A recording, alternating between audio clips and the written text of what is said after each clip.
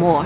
Now, this is with regard to the BRI summit that he has gone to attend in Beijing with former Prime Minister Raila Odinga, as well as the nation is going with MPs vote to kick out Huduma number firms. So very strong headlines you're having right there. I'll start with you, Acting Speaker for Nairobi County, Chege Mwaura. Tell us, what do you think about this ongoing debate about the debt the country is shouldering and how it's been covered on the Standard?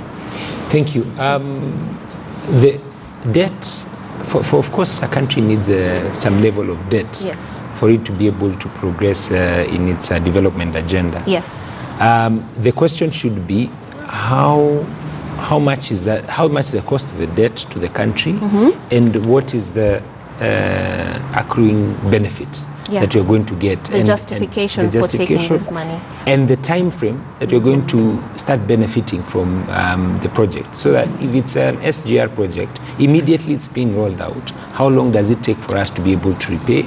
And the benefits to the country, how are they improving the economy? So I think we need somebody or a body that can be able to give us all those numbers, so that from the public, people can be able to judge that is this a debt worth taking, and if yes, how is it improving the general lives of Kenyans? Because at the end of the day, Kenyans want better services, they want better lives. How is the government trying to ensure that they get the best out of the debt that they're taking? Because when you look at the figures, I mean, you get shocked. But when you break them down, perhaps bring clarity to the electorate, maybe this could help with giving us the better understanding, so that we cannot be so jittery about this whole issue. Because when you're told we keep on taking debt and it's going to be our great-grandchildren who will pay for this railways and all these projects, it becomes a bit concerning to the electorate. Now they're breaking it down on the front page of the Standard, and they're telling us debt from our friends in billions. Now to the Netherlands, we have 0.4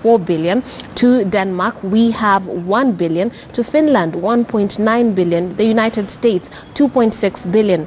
Belgium, 8 billion. Italy, 15.6 billion. Germany, 35 billion. France, 62.6 billion. Japan, 104.7 billion. And of course, China being the largest, having 634.4 billion shillings debt. Kevin Osido, scary figures. We are always concerned about this topic, and it's always been on our headlines. What do you think about this story? The comparative analysis is one thing in my view. Really? I would have loved to see countries like South Africa placed together with Kenya, and not Germany, not Switzerland. Of course, those are, I would say, quote unquote, our big brothers. Yeah. But I would have loved to see how we are doing as a country compared to our regional friends, our continental friends, and our, people that more or less have lives like ours. Not that the others don't have lives like ours, but when I say lives like ours, I mean things like what are the accrued benefits of these debts? When we're talking about standard gauge railways, first phase, second phase, third phase, and people have serious questions around even the performance of what that borrowed money is supposed to be doing. So much so that when we talk about standard gauge railway from Mombasa, and now we are talking about Kisumu all the way, we need to be seeing how beneficial this is to the lives of the people, even that live around major towns in those railway lines. The second thing, in my view, is socioeconomic benefits of the people, social welfare issues. We can't be comparing social welfare ratings of a country like Germany or a country like UK to Kenya. It's incomparable. Unfair, in my view. They are quite apart. When we talk about the manner in which we do our healthcare, the manner in which we do our infrastructure in this country, the manner in which we do our education, our food security issues, job employment opportunities for the youth, we need to be seeing how beneficial these loans and these debts are insofar as responding to the closest needs of the people. The last thing in this is Article 4 of the Constitution, basic human rights, things like housing, things like food security, basic healthcare issues. We should be able to see counties, for example, looking at their devolved functions, responding to how these debts are also being are responsive to the needs of the people at that level. Because I am afraid to say that what we are seeing happening is national government is borrowing heavily and heftily at the national level, but county governments, and I'm happy that I'm happy that my friend, acting speaker for Nairobi City County, is here, and he probably can be able to share. And in most cases, our thoughts would more or less be similar, in the sense that what exactly a county is doing that can be able to galvanize citizen thoughts around the performance of these monies that we are borrowing and how the citizens are feeling those monies at that level. Because otherwise the borrowing may continue and we might not be able to touch the benefits. Actually, I'll pass that ball over to you. What do you think about it trickling down to the counties? You see, any debt, whether it's at the national and now at the county level, becomes the first charge to the monies that come to the county. So the first amount that once you get this money, it's supposed to go to debt financing. Right. So what is critical is for the people to understand that if we are going to take this debt, at what cost are we taking and where is it going and how is it going to benefit us? At the county level, through our budget committees, if I would talk for Nairobi, we actually been very keen on ensuring that even the money, you see sometimes you budget based on the money you're collecting. So sometimes the executive gives you, say, they were able to collect maybe 20-25 billion. But they give you a budget of about 35 billion. Okay. This balance, of course, is maybe going to be borrowed somewhere. Somewhere to fill. Now, where is it going to be borrowed from and at what cost? That's the first question. Then secondly, once we've borrowed this money, how are we going to utilize it? Where are we pumping this money? Are we pumping it into capital projects that are again going to spur so that we continue adding from our own source collection revenue kitty? Or is it for projects that are social in nature, yes, but are not going also to spur? So those are the key questions that legislatures at the county are actually grappling with, which I think also should be happening at the national level. So that if we are going to borrow whatever amount, where are we going to get it from? At what cost? If comparatively this cost of loan is expensive than the other, then there should be very good questions. Why? Yeah. So that now, if you, even in your own simple personal accounts, if the bank A or bank B offers a different interest rate, you would go for the lower one. So why does it come when you're doing government business, we go for the highest, and we should be looking at, if Kenya is borrowing from China, a big chunk of that amount also needs to be in terms of grants, can you borrow this amount and also can you get this kind of concessions and can you also get technologies transfer so that in the long run we also benefit.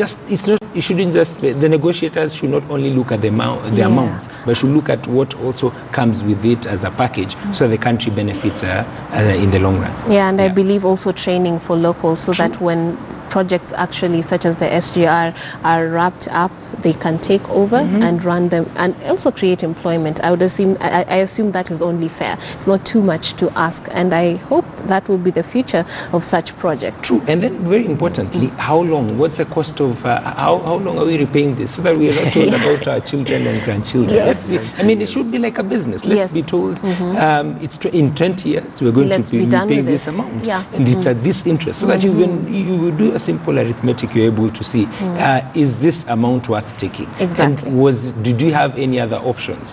Those are the kind of critical questions that we need to be asking, or the media needs to be helping the public ask, so that at the end of the day people are comfortable. They understand what they're signing up for, because basically when government signs up for these deals, it's us it's doing it on our behalf. And in addition to that, if I could just add on that, government also needs to consider opening up spaces for discussion and dialogue. We're always talking about the possibility of having town halls. So that we have the clergy, the government, so that we have media. A public conversation on our debt issues. I remember sometime last year, His Excellency the President promised us that we were going to open documents that were signed for SGR. I don't know whether as Standard Group you had the opportunity to see it, but so that when we have these documents signed on behalf of the citizens, let citizens know exactly what they are talking about, what they are for, and in agreement with Mheshimiwa here, for how long is it going to happen. Otherwise, I'm afraid that people will begin to refuse, quote unquote, to pay taxes, because we'll be asking difficult questions around why am I paying for it and what is it for, especially when services are not being seen to be offered by people who are supposed to do what they are to the grassroots. Now, that story is being covered in the Standard, and if you want to get more details about that, the headline for that on page 6 is what it would take to repay the 5 trillion shilling Kenya owes. Now, I think that is the collective amount account with our the other creditors that have been put on the front page. Now, moving on to the Daily Nation, the headline today is MPs vote to kick out Huduma number firm. The controversy continues. Tell me, what do you think about this new development on that front, Speaker? Thank you. I think the question in the National Assembly is with regards to the past general elections, whereby there were irregularities that were found in terms of how it went about doing its business, and then again in terms of cost. Now, in relation to the current ongoing Huduma registration, I think it's a little bit late in the day, because we're given about, I think, 45 days to be able to register. Yeah. Are we just realizing that? Are we realizing in the middle of it now? So I find it a bit suspect. Although it's always good for oversight purposes, we're able to ask the questions. However, we also need to look at it from a national good. What is Huduma number intending to do?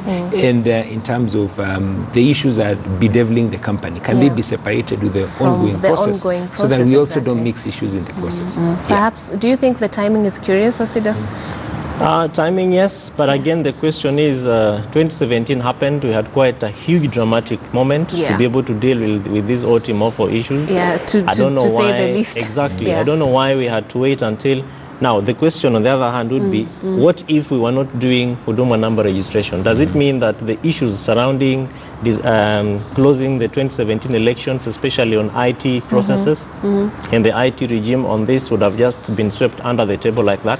This therefore calls for our legislatures, both at national and county level, to consider processes momentous, so that when they happen, deal with them at that point, and then we are able to deal with it effectively, allow institutions that are supposed to take charge, whether DCI, ESCC, among others, also to be given the opportunity to do what they are supposed to do. Because I agree again, as Mheshimiwa says, that would be, it's too late in the day. Whether you brush it off or you give it a green light, the question is, they're already working on it. It's already a pilot process ongoing. Already happening. So it would be quite honorable for the honorable members to consider things honorable for Kenyans when they really matter. And at this point, I think 2017, from the Supreme Court processes, the second election in 1 year, that was a very good opportunity to deal with all these issues. And in a wider sense, beyond the handshake, even bring to closure the 2017 election. Exactly,